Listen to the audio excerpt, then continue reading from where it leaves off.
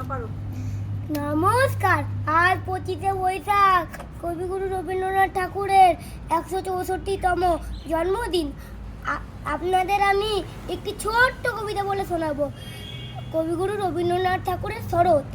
এসেছে শরৎ, হিমের পরত, লেগেছে হাওয়ার পরে, সকালবেলা ঘাসের আগায় হিমের রেখা ধরে, আমলকি বন কাঁপে যেন তার বুক করে দুরু দুরু, পেয়েছে খবর পাতা কষানোর সময় হয়েছে ধুরু, শিউলির ডালে কুড়ি ভরে এলো টগর ফুটিল মেলা, মালতী লতায় খোঁজ নিয়ে যায় মৌমাছি দুই বেলা, গগনে গগনে পড়াশোন শেষে মেঘেরা পেয়েছে ছাড়া, বাতাসে বাতাসে ফেরে ভেসে ভেসে, নাই কোনো কাজে তারা, দিঘি ভরা জল করে ডহল ডহল, নানা ফুল দাঁড়ে দাঁড়ে, কচি ধান গাছে ক্ষেত ভরে আছে, হাওয়া দোলা দেয় দাঁড়ে, যেদিকে তাকায় সোনার আলোয় দেখি যে ছুটির ছবি, পূজার দিনের 15টি ওই পূজার দিনের রবি।